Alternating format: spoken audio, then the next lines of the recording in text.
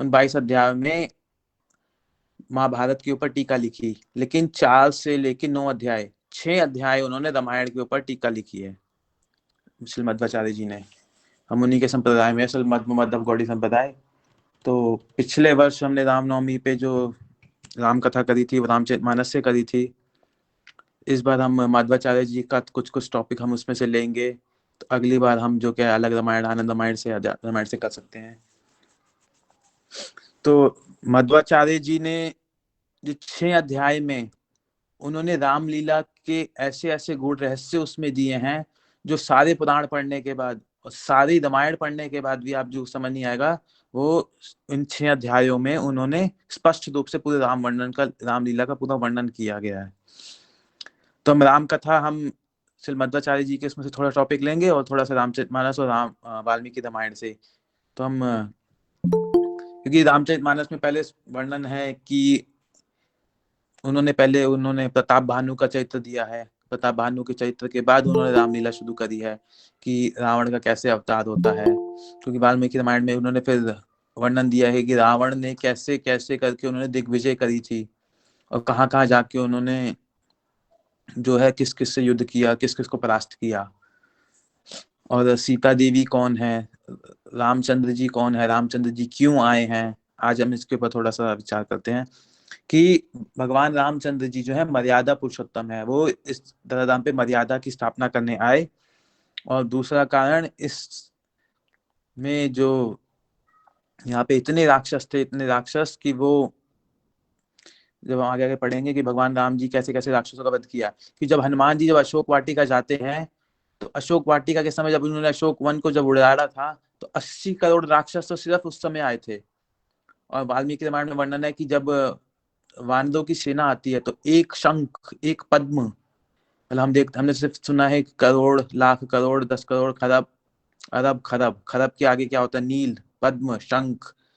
इतने तो सिर्फ वानरों के एक एक यूथ थे, और इन यूथों को संभालने के लिए तो राम जी की रावण की जो सेना में इतने सैन्य थे, इतने कि हम उसकी गिनती नहीं कर सकते। गिनती मतलब अनलिमिटेड मान सकते हो आपकी, मतलब कि शंख और नील पद्म में कितने, क्योंकि हनुमान जी ने अकेले ही उस समय अशोक वन में 80 करोड़ राक्षसों को मारा था। उसके बाद जब वानर आते हैं सुग्रीव के पास, तब भगवान राम जी को जब सुग्रीव बताते हैं कि ये वानर का यूथ इतना है, ये वानर का यूथ इतना है, तो ऐसे अनलिमिटेड है। तो रावण ने जब दिग्विजय करी थी, तो दिग्विजय करने के लिए वो कहाँ तक गया था, उन्होंने किस किस से युद्ध किया। रावण बाली के पास भी गया था युद्ध करने के लिए, लेकिन जब बाली के पास युद्ध करने गया, बाली ने तो उनको अपने काख में, मतलब बगल में दबाकर, जो 4 समुद्र हैं, चारों समुद्र में वो पूजन करता था प्रतिदिन, हर एक समुद्र के कोने में जाकर। तो उसके कोने में जाकर वो पूजा करके शाम के समय जब आया, तो उन्होंने उसको बांध दिया। तब ब्रह्मा जी आए और बोला कि इसको छोड़ दो, तब उन्होंने इसको छोड़ा था। ऐसे ही रावण ने बाणासुर से भी, जिनके सहस्त्र हाथ थे, सहस्त्र बाहु, उससे जाके भी उन्होंने युद्ध किया, लेकिन सहस्त्र बाहु भी इतना बलशाली था कि सहस्त्र बाहु ने भी उसको मच्छर की तरह पकड़ के उसको अपने गौशाला में बांध दिया था। तब फिर दोबारा ब्रह्मा जी आए थे, पुलत्स्य ऋषि और ब्रह्मा जी दोनों आए, तब उनको छुड़वाया था। लेकिन इन दोनों को छोड़ के रावण ने किस किस से, क्योंकि रावण बहुत बलशाली था, उसने जो है अपने 9 के 9 ग्रह और जितने देवता थे, वायु देव और इंद्र, चंद्र, वरुण, अग्नि, ये सब रावण की सभा में उनकी सेवा के लिए तत्पर रहते हैं कि रावण कब विकट उठा कर देख ले। और रावण का जो वर्ण है, वाल्मीकि रामायण में वर्णन आता है कि उसका जो कलर है वो बिल्कुल काला, मतलब कोयले के समान वो काला है। और किसी किसी पुराण में वर्णन आता है कि किसी कल्प में रावण का जो है वो बिल्कुल गोरा, सोने की तरह उसका कलर है। लेकिन इस कल्प में वाल्मीकि रामायण में वर्णन है कि उसका बिल्कुल रंग काला है। अब रावण का जन्म क्यों हुआ, इसके भी बहुत सारे कारण हैं। कि एक कारण सब आपको पता ही है कि जय और विजय को शाप मिला था कि जब वो हिरण्याक्ष और हिरण्यकशिपु बने थे एक जन्म में, दूसरे जन्म में रावण कुंभकर्ण, तीसरे जन्म में शिशुपाल तंत्रक, कहते चौथे जन्म में कलयुग में वो जगाई मगाई बना था। तो ये कथा तो सबको पता ही है। दूसरा कारण, जो रामचरितमानस में प्रताप भानु और उसके भाई की अरिमर्दन की जो कथा आती है, कि कैसे प्रताप भानु का जो था राजा, उसने सब जगह जब राज्य जीता था, तो राज्य जीतने के बाद उसने जिस राजा का राज्य जीता, वो जाकर जंगल में जाके तपस्या करने लगा, और एक ऋषि की तपस्या करते करते वो उसने कहा कि इस राजा को हमने हराना है। तो उसने राक्षस का रूप बनाकर, जिस सुअर के पीछे वो भाग रहे थे वो राक्षसी था, उसने मायावी से सुअर का रूप बनाया। तब उन्होंने उसको कहा कि ब्राह्मणों को भोजन कराओ। तब वही राक्षस उनके घर में रसोईया बनकर आया और उसने वहां पे गौमांस बनाया। तब ब्राह्मणों ने उस प्रताप भानु को श्राप दिया कि तुम जाके राक्षस बन जाओ। तब उसका पूरा परिवार जो है राक्षस बन गया था।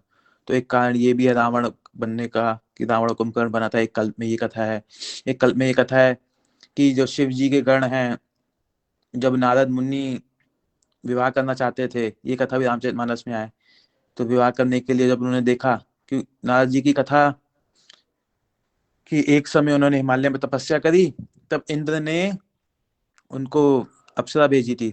तो अप्सरा जो है इंद्र नारद जी के तप को भंग नहीं कर पाई।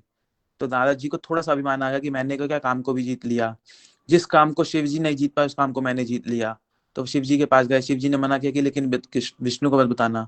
लेकिन नारद जी में थोड़ा अभिमान आ गया था, लेकिन भगवान विष्णु का ये मेरा भक्त है, इसका अभिमान दूर करना है। तब उन्होंने विष्णु की सभा में जाकर बोला कि अरे मैंने तो उसको भी जीत लिया। तब जब वो जा रहे थे, तब भगवान विष्णु की माया से ही उन्होंने एक नगर की रचना करी थी। उस नगर के राजा लक्ष्मी नाम का राजा था। उनकी पुत्री जो थी बहुत सुंदर, लक्ष्मी के समान सुंदरी थी, क्योंकि भगवान विष्णु ने ही उस नगर की रचना करी। अब जब वो उस राज्य से जा रहे थे, तो राजा ने नारद जी को कहा कि मेरी पुत्री का हाथ देखिए। तब नारद मुनि उनकी सुंदरता देख के मोहित हो गए, और उसके गुण देखे कि इससे जो विवाह करेगा वो कभी भी परास्त नहीं होगा। तब नारद जी मन ही मन सोचने लगे, इससे मैं विवाह करूंगा। तब भगवान विष्णु से कहा कि आप मुझे अपना स्वरूप दीजिए। उनकी प्रार्थना करके उनसे प्रार्थना करी। भगवान विष्णु ने कहा कि ठीक है, जैसा तुम्हारा कल्याण होगा उसमें होगा। और नारद जी को उन्होंने बंदर का मुख दिया। तो जब नारद जी, जब वो स्त्री वो कन्या जब स्वयंवर कर रही थी, तो नारद मुनि भी वहां पे खड़े हो गए, बड़े बड़े राजा लोग आए थे। तो जब नारद जी वहां खड़े थे, तो सब लोगों ने तो उनको नारद मुनि जानकर ही प्रणाम किया, लेकिन वहां पे शिव जी के गण भी थे दो। उन्होंने इनका बंदर का मुख देख के हंस रहे थे, और बार बार वो कन्या इनको छोड़ के जाए तो ये पीछे खड़े हो जाए दोबारा। तब वो उन्होंने कहा कि गण हंस क्यों रहे हैं। तब जब कन्या ने भगवान विष्णु जब प्रकट हुए, तो कन्या ने भगवान विष्णु को वरमाला डाली, और भगवान विष्णु उसको लेके चले गए। तब गणों ने कहा कि जरा जाके अपना मुख तो देखो। तो उन्होंने जब जल में अपना मुख देखा नारद मुनि ने, तब उनको बहुत क्रोध आया। तब उन्होंने उन गणों को शाप भी दिया कि तुम जाकर राक्षस बन जाओ। तो वो दो गण भी जो है रावण और कुंभकर्ण बनते हैं कल्प में। तो ये कथा भी है। तो ऐसे अलग अलग पुराणों में अलग अलग कथाएं आती है रावण के वर्णन की, कि रावण और कुंभकर्ण कैसे पैदा हुए। अब सीता देवी की कथा जो हम श्री गुरुदेव के मुख से हमने सुनी, और भी पुराणों में है कि सिया जी का जन्म कैसे होता है। तो सीता जी का जन्म अभी हम अगले मास जो है, अभी परशुराम नवमी है, उसके पूरे एक महीने बाद ही सीता नवमी आएगी। तो हम सीता जी का जन्म का विस्तार से वर्णन करेंगे, कि सीता जी की सारी लीलाएं, कि सीता जी का जन्म कैसे होता है। और सीता जी का जैसे पद्म पुराण में वर्णन है कि उन्होंने चिड़िया, तो दो जो है पक्षी उनके राज्य में जनकपुर में आए थे, तो कैसे सीता जी ने उन पक्षियों को, एक को बांध लिया था, एक को छोड़ दिया था। फिर पक्षियों ने सीता जी को शाप दिया था। हालांकि वो शाप लीला के लिए, सीता जी सब जानती हैं कि उन्होंने राम कथा सुनाई थी कि राजकुमार आएगा। तो ये सारी लीलाएं हम सीता जी की सीता नवमी में सुनेंगे। अब हम राम जी की कथा, कि राम जी का अवतरण, क्योंकि राक्षसों का युद्ध करने के लिए तो था, क्योंकि जब रावण इतना दुराचारी था, उसने पूरे स्वर्ग लोक, भूलोक, पाताल लोक, सारे लोगों को उसने जब जीत लिया था, 14 भुवन को जब जीतने के बाद, पृथ्वी देवी भी गौ का रूप धारण करके, और सारे देवता छुप गए थे उससे, और फिर भगवान की शरण में जब जाते हैं, तब भगवान जी शरण में जाने के बाद भगवान ने उनको कहा कि आप चिंता मत करो, मैं बहुत जल्द ही इस धराधाम पे अवतार लूंगा। तो एक कारण तो उनको राक्षसों का वध करना, दूसरा कारण उनको लीला भी करनी है, क्योंकि वो उनका नियम है कि हर कल्प में एक बार आते हैं। तीसरा कारण, जब जो कश्यप अदिति और उन्होंने जब उनके जो माता, जो नित्य माता पिता हैं, और सुचंद्र और कलावती, एक नाम, जब उन्होंने जब ब्रज में जन्म लेते हैं, तो उनकी कलावती और सुचंद्र, कश्यप अदिति, और एक और क्या नाम है, तो उन्होंने जब तप किया था तो भगवान विष्णु ने उनको दर्शन दिए, और दर्शन देने के बाद बोला कि आपको क्या वर चाहिए। हाँ, मनु शत्रुपा, या हाँ दीदी। तो जब मनु शत्रुपा जी ने जब तप किया था तो भगवान विष्णु ने उनको जब दर्शन दिए, तब उन्होंने सबसे पहले मनु से पूछा आप क्या वर चाहते हैं। तो मनु ने कहा था कि मैं आपके समान पुत्र चाहता हूँ। तो भगवान ने कहा कि मेरे समान पुत्र, मेरे समान मैं कहाँ खोजूंगा। तो उन्होंने कहा ठीक है, मैं ही खुद पुत्र बन के आऊंगा। तब उन्होंने जब रानी से पूछा था, तब रानी ने भी यही कहा कि जो राजा ने कहा है वही मेरे को चाहिए। अब क्योंकि वो भी चाहती थी कि भगवान मेरे पुत्र बने, तो वही जो है दशरथ और कौशल्या के रूप में यहाँ पर उन्होंने कौशल देश में उन्होंने जन्म लिया था। तो दशरथ उनका नाम पड़ा था। दशरथ मतलब जिनका रथ दसों दिशाओं में बिना रुके बिना सोचे समझे वो कोई भी उनके 10 दिशाएं जो हैं उसमें जा सकते हैं, वहां तक कि ऊपर नीचे उनके रथ को कोई नहीं रोक सकता। उनका रथ ऐसा रथ था, इसलिए उनका नाम पड़ा था दशरथ। तो दशरथ जी के पिताजी का नाम अज था। जब वहां पे जब अयोध्या नरेश में जब जन्म लिया, तो जब वो राजकुमार थे, तो ये कथा जब बीच में रामायण में आती है कि राजकुमार के समय उनको एक, जब उन्होंने विद्या सीखी थी, विद्या सीखने के बाद उन्होंने एक शब्द भेदी बाण सीखा था कि वो किसी भी शब्द को सुनकर उस पर जब भेदते थे, और भेदने के बाद वो सीधा निशाना वहीं लगता था। तो जब राजकुमार की अवस्था में थे, जब श्रवण कुमार अपने माता पिता को जो है ले जा रहे थे पूरे तीर्थ यात्रा के लिए, तो उस समय सरयू नदी के किनारे पे रात्रि के समय, जब संध्या के समय जब वो अपने माता पिता को जल पिलाने के लिए बैठे थे, तब दशरथ जी ने सोचा कि वहां पर जंगली भैंसे आए हैं, जंगली सुअर, जो क्या है पहले के राजा लोग जो हैं शिकार करते थे इसलिए कि खेती बाड़ी और गांव के लोगों को परेशानी ना हो। तो उस समय राजकुमार जब शिकार करने गए थे, तब उन्होंने उनका जब बाण उनकी आवाज सुनी, तब उन्होंने बिना सोचे देखे वो बाण चला दिया। जब बाण चलाए तो वो श्रवण कुमार को लगा। तो जब आया उन्होंने कहा कि अरे मुझसे मुनि की एक हत्या हो गई। तब वो मुनि कुमार ने कहा कि मेरे माता पिता प्यासे, आप उनको जाके जल पिला दीजिए। तो वो जल लेकर जब आए थे, तो उन्होंने कहा कि कौन। उन्होंने कहा कि नहीं, मैं तो दशरथ हूँ, मैं यहाँ का राजकुमार हूँ, और मुझसे गलती से आपके पुत्र का वध हो गया है। तब उन दोनों ने बहुत रोए और बोले कि अंधे, हम दोनों के अंधे के सहारा एक वही था। तब उसने उनको श्राप भी दिया कि जैसे हम पुत्र के विदाई में रो रहे हैं, तुम भी एक दिन पुत्र विदाई में रोओगे। तो ये कारण भी है कि भगवान राम जी जब वनवास जाते हैं, अभी वनवास, राम जी के वनवास के बहुत सारे कारण हैं। तो संक्षेप में हमने ये बताया कि दशरथ जी, उसके रावण का, सीता जी का आगे भगवान राम कैसे गढ़ बने थे। तो हम अब आज राम जी का जन्म कर लेते हैं, बाकी के रामायण फिर अगर टाइम होगा तो थोड़ा करते हैं। कि जब दशरथ जी जब देखा कि वो उनकी इतनी बड़ी उम्र हो गई है, अभी तक कोई संतान नहीं थी, तब उन्होंने जो है श्रृंगी ऋषि के पास जाकर उन्होंने उनसे प्रार्थना करी। अभी श्रृंगी ऋषि की कथा भी आती है वाल्मीकि रामायण में कि श्रृंगी ऋषि कौन है। श्रृंगी ऋषि जो है विभंडक मुनि के पुत्र हैं, और विभंडक मुनि जो है ब्रह्मा जी के पुत्र हैं। तो एक्चुअली दशरथ जी के पुत्र होने से पहले उनकी एक पुत्री भी हुई थी, जिनका नाम था शांता, भगवान रामचंद्र जी की बहन है। उन्होंने वो पुत्री जो अपने जो है मित्र रोमपाद को दी थी, कि उनके राज्य में कोई भी संतान नहीं थी। तब रोमपाद जी ने ही राजा दशरथ से कहा था कि मुझे तुम अपनी संतान पुत्री दे दो। तब दशरथ जी ने अपनी पुत्री उनको दे दी थी, रोमपाद को। तो शांता जी जो थी उनके राज्य में, तो एक समय जो क्या है रोमपाद से किसी ब्राह्मणों का अपराध हो गया था। तो इस कारण से उनके राज्य में इंद्र ने वर्षा करना बंद कर दी। तो बहुत समय तक वर्षा नहीं हुई, भीषण अकाल पड़ गया। तो अकाल पड़ने के कारण जो है, तब उन्होंने अपने गुरु से पूछा कि क्या करा जाए। तब उन्होंने कहा कि श्रृंगी ऋषि जो है अगर तुम्हारे राज्य में कदम रख देंगे, उनके कदम रखते ही तुम्हारे राज्य में वर्षा आ जाएगी। तो उन्होंने कहा श्रृंगी ऋषि लेकिन आएंगे कैसे। तब जब वो तो क्या जंगल में तपस्या करते हैं, और उनके जो श्रृंग मतलब कान जो है वो भी सींग के समान है, मतलब हिरन के जो कान होते हैं वैसे इसलिए उनका नाम श्रृंगी ऋषि पड़ा था। क्योंकि उनके पिताजी जो हैं विभंडक मुनि, जब वो तपस्या कर रहे थे, तो उनकी तपस्या करने के कारण उन्होंने ऐसी तपस्या करी, क्योंकि जब भी कोई तपस्या करता तब इंद्र किसी ना किसी अप्सरा को भेज के उनका तप भंग करवाता है, कि जिससे कि वो कहीं उसको डर लगता है कि कहीं वो मेरे राज्य के लिए तपस्या तो नहीं कर रहे। तब जब उन्होंने अप्सरा को भेजा था, धिताची नामक अप्सरा को जब उन्होंने भेजा था, तब उन अप्सरा को देख के उनका जो है सेमन वीर्य स्खलित हो गया। तो उस वीर्य को जो वहां की हिरण जो है उसने खा लिया, पी लिया था। तो उससे जो है एक मुनि कुमार पुत्र उत्पन्न हुआ था, क्योंकि हिरण से, तो हिरण से जब उत्पन्न हुआ था, तो इसलिए उसके कान भी जो था हिरण के समान थे, इसलिए उसका नाम था श्रृंग। श्रृंग मतलब हिरण के समान जो था, इसलिए उसका नाम रखा था श्रृंगी ऋषि। अभी मंडक मुनि तो अपनी तपस्या में लीन रहे थे, और ये श्रृंगी ऋषि भी अपने पिता के आश्रम में जाके तपस्या करने लगे। उन्होंने आज तक अपने जीवन में कभी स्त्री का दर्शन ही नहीं किया था। अब जब वो थोड़े बड़े हुए, बहुत सुंदर थे, कान तो ऐसे थे लेकिन देखने में बहुत सुंदर युवक थे। उधर रोमपाद ने सब राज्य में फैला दिया कि कोई भी अगर मेरे राज्य में अगर श्रृंगी ऋषि को लेकर आएगा सिर्फ, उसको मैं आधा राज्य दान दे दूंगा। अब कुछ जो वैश्याएं वहां की जो स्त्रियां होती हैं, उन्होंने कहा कि ठीक है हम लेकर आएंगी।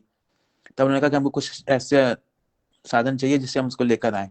उन्होंने एक बोट में एक ऐसा आश्रम बनाया जो बहुत सुंदर आश्रम, फल की व्यवस्था, पानी के जल में ही। तब वो उन्होंने भी ब्रह्मचारिणी का रूप बनाकर उस जब जंगल में गई, तो श्रृंगी ऋषि जहाँ तपस्या कर रहे हैं वहां पे जाकर बैठ गई, उनको देखने लगी। तब श्रृंगी ऋषि ने प्रथम बार उन्होंने किसी स्त्री का दर्शन किया था। तब उस स्त्री का दर्शन करके उनके मन में थोड़ा सा, क्योंकि ये जीव का स्वभाव है, क्योंकि ये जो है उसका अट्रैक्शन एक स्त्री के प्रति होता है। तो जब उन्होंने जब स्त्री को देखा, तो उनका मन जो है उसको देखने की इच्छा करने लगे कि ये कौन है, ऐसा कौन मुनि कुमार है जो इतना सुंदर है, बराबर मेरे को देखने की इच्छा कर रही है। तो अगले दिन भी वो आए फिर। तब उन्होंने उसके श्रृंगी ऋषि के पास आकर पूछा आप कहाँ रहते हैं। उन्होंने कहा कि मेरा आश्रम पास में ही है। तब श्रृंगी ऋषि ने कहा चलो मैं आपको अपना आश्रम दिखाऊं। उस दिन उनके पिताजी वहां पर नहीं थे, तो उनको अपना आश्रम दिखाया। फिर अब वो पूरा दिन और रात उनकी चिंतन कर रहे हैं। अगले दिन जब गए, तब भी वो अप्सरा जो थी, जो स्त्रियां थी, उनसे बोले कि आप इतनी सुंदर हैं, आप तो मुनि कुमार। और उन्होंने कहा कि आपने ऐसा वेश धारण कर रखा है, आप कहाँ से आई हैं। उन्होंने कहा हमारा राज्य पास में ही, हमारा आश्रम पास में है, चलो आपको दिखाते हैं। उनको नहीं पता था स्त्री क्या है, पुरुष क्या है। जब वो उनको नदी के पास ले गए, नदी के पास ले जाने के बाद जैसे ही उन्होंने उसके आश्रम में कहा कि मेरा आश्रम है, वो अंदर गए। वो जो आश्रम तो चल पड़ा नदी में, क्योंकि वो बोट पे बना था। और वो राज्य में गए, राज्य में उतरने के बाद बोला कि ये हमारा राज्य है। जैसे ही उन्होंने उस राज्य में पैर रखा, उसी समय इंद्रदेव ने वर्षा शुरू कर दी। और रोमपाद जो है नंगे पैर उनके श्रृंगी ऋषि के पास आकर उनसे प्रार्थना करने लगे और बोला आप मेरे राज्य में रहिए। तो उधर विमंडक मुनि जब वापस आए, तो बड़े क्रोध में आकर उन्होंने देखा कि मेरा पुत्र कहाँ है। तब उन्होंने सब जो है अपने तप के बल से सब देख लिया था। तब वो रोमपाद के राज्य में आए बड़े क्रोधित होके। उन्होंने कहा कि तुमने मेरे पुत्र को भी बिगाड़ दिया। तब रोमपाद ने उनसे क्षमा प्रार्थना बोली, और मैंने कहा कि मैं आपके पुत्र को अपनी पुत्री प्रदान करता हूँ, जो शांता देवी, जो दशरथ महाराज की पुत्री थी। तब उन्होंने श्रृंगी मुनि से उनका विवाह करवाया था। और ये बात दशरथ महाराज जी जानते थे कि मैंने रोमपाद की जो है सहायता करी थी, उनको अपनी पुत्री दी थी। और श्रृंगी ऋषि इतने तपस्वी हैं, अगर वो मेरे यहाँ, वशिष्ठ मुनि ने दशरथ महाराज को बताया था अगर श्रृंगी ऋषि तुम्हारे यहाँ पुत्र का मेष्टि यज्ञ करेंगे, तो उस यज्ञ के पूर्ण होते होते तुम्हारे संतान की प्राप्ति होगी। तब उन्होंने वो पुत्र का मेष्टि यज्ञ जो है, तब दशरथ महाराज जी वशिष्ठ मुनि की आज्ञा लेकर आवाज उस, कट रही है पूरी जी। हाँ, सबको हो रहा है। आवाज कट रही है।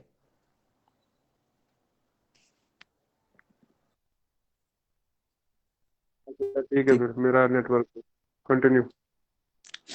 तब वो दशरथ महाराज जी वशिष्ठ मुनि की आज्ञा लेकर उन्होंने कहा कि ठीक है मैं पूरे राज्य को लेके जाऊंगा और उनकी सेवा में। तब वशिष्ठ जी ने कहा नहीं, अगर हमको कभी किसी साधु से, पुरुष से या संत से कुछ लेना चाहिए, तो उसको अपना ऐश्वर्य नहीं दिखाना चाहिए। हमको क्या नंगे पैर जाना चाहिए और बिल्कुल दीनहीन बन के जाना चाहिए। तब दशरथ महाराज जी अपने खड़ा उड़ा सब उतार के, अपनी पादुका उतार के, अपने राजसी वस्त्र उतार के, बिल्कुल सिंपल वस्त्र पहनकर, और अपने राज्य से उनके राज्य तक पैदल पैदल गए। और जाकर आज भी वो स्थान अयोध्या से पीछे विजय नदी के पास उस राज्य में है, वो जहाँ पे पुत्र का मेष्टि यज्ञ किया था। तो जब वो वहां जाते, जाकर ही वो मुनि कुमार के चरण पकड़ लेते और रोते रोते बोलते कि आप मेरे यहाँ यज्ञ कीजिए। तब वो जो है मुनि जो है, वो श्रृंगी ऋषि जो है प्रसन्न हो जाते हैं कि इतना बड़ा चक्रवर्ती सम्राट राजा क्योंकि दशरथ महाराज जी इतने बड़े राज्य थे, क्योंकि उनका वर्णन है रामायण में कि उनका राज्य जो था कौशल देश से लेके कहाँ कहाँ उनके सारे देश जो अभी तो सिर्फ भारत में अंडर में है, उस समय वो पूरे सातों समुद्र जो है उनके अंडर में ही रहते थे, पूरे चक्रवर्ती।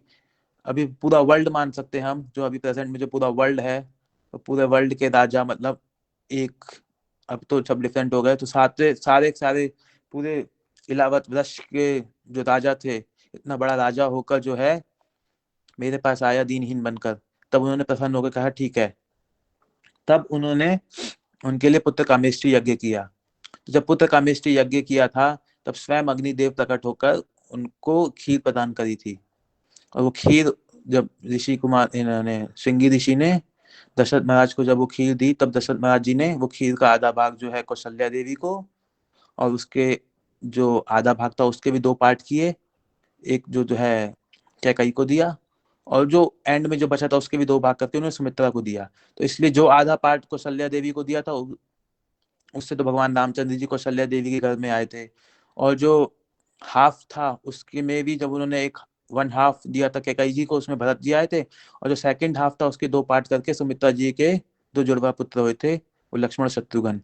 तो चतुर्व्यूह हैं, संकर्षण अनिरुद्ध प्रद्युम्न वासुदेव भगवान रामचंद्र जी, संकर्षण राम लक्ष्मण जी, प्रद्युम्न और अनिरुद्ध जो है भरत और शत्रुघ्न जी का अवतार है। और बाकी भरत जी को भी जो भगवान के जो चार आयुध होते हैं, शंख चक्र गदा पद्म, कि वो चक्र के अवतार भरत जी को बोला जाता है। और जो है शत्रुघ्न जी को बोला जाता है कि उनका गदा का अवतार, और चक्र का अवतार उनको, और शंख का अवतार लक्ष्मण जी को। तो ये चारों जो आयुध है वो भी इनके उनके अवतार इनको बोले जाते हैं। जैसे साउथ इंडिया में भी द्वादश अलवर हैं, जो भगवान के जितने भी आयुध हैं वो सारे के सारे आयुध ही भगवान के द्वादश अलवर बल्कि कलयुग में अवतार लिया उन्होंने। तो ऐसे ही वो भी अवतार उनमें सम्मिलित हुए हैं। तो ऐसे ही भगवान रामचंद्र जी का जन्म चैत्र मास की ये जो तिथि है उसमें दोपहर के 12 बजे के समय भगवान रामचंद्र जी ने जन्म लिया था। उसी दिन उन्होंने भरत जी ने भी और लक्ष्मण शत्रुघ्न जी ने, चारों कुमारों का जन्म एक ही दिन में होता है, रामनवमी वाले दिन। सबसे पहले रामचंद्र जी, उसके बाद भरत जी, उसके बाद लक्ष्मण, उसके बाद शत्रुघ्न जी। तो यह जब समाचार राजा दशरथ जी ने सुना कि मेरे जो हैं पुत्र हुए हैं, वो भी एक नहीं चार, क्योंकि उस उम्र में इतने पुत्र, चारों पुत्र, वो इतने प्रसन्न हुए, इतने प्रसन्न हुए, उन्होंने पूरे राज्य में, अपने पूरे राज्य में ही कहा कि सब बैंड बाजा बजाना, नगाड़े बजाए। सारे राज्य में उन्होंने भोजन की व्यवस्था कर दी और फूलों से सजाया, और चतुर्सम से उन्होंने पूरे राज्य को सिंचवाया। मतलब चतुर्सम मतलब जहाँ पर जो केसर, अगरू, और इससे ही वहां की गलियां नगरों को पूरा सजाया था। आज भी अगर हम रामनवमी पे और दीपावली वाले दिन अयोध्या जाते हैं तो देखते कैसे सजी हुई होती है, कितने 51 लाख दिए, 1 करोड़ दिए तो आज भी जलते हैं। जब हम देखते हैं तो उस समय राजा दशरथ जी के समय में तो पूरा नगर दियों से जल जाता था। तो ऐसे ही भगवान रामचंद्र जी ने जन्म लिया।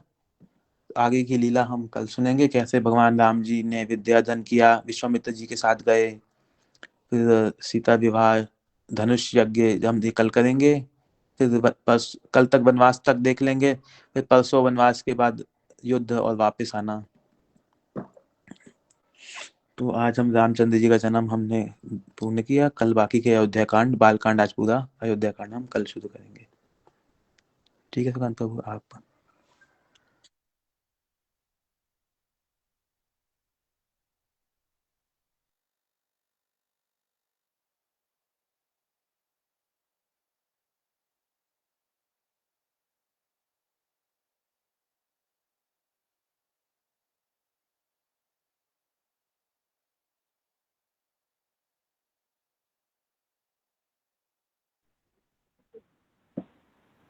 श्री राम जय जय राम राम जय जय राम।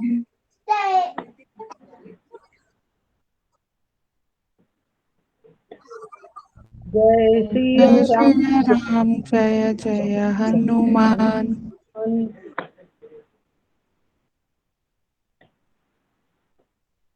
श्री श्री राम राम जय राम जय जय जय जय राम। राम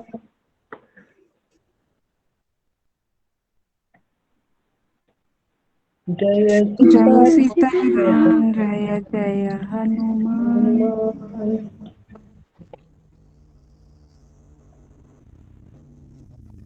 श्री राम जय जय राम।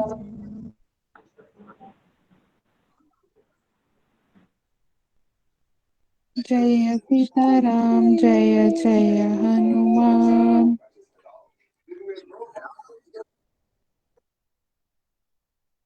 श्री राम जय जय राम।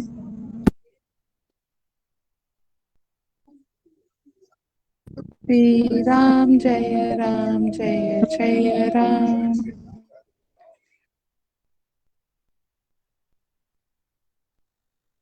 श्री राम जय जय राम।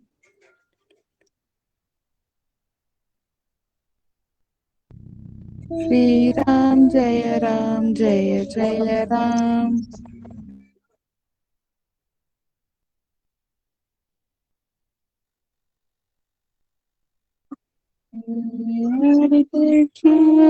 हरे कृष्णा कृष्णा कृष्णा हरे हरे।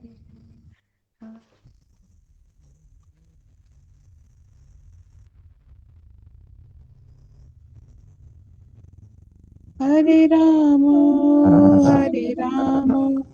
राम राम हरे हरे।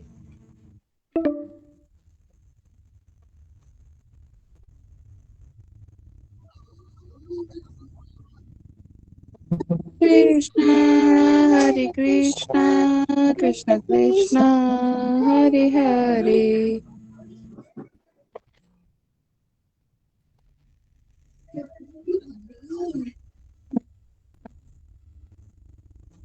राम हरे राम राम हरे हरे।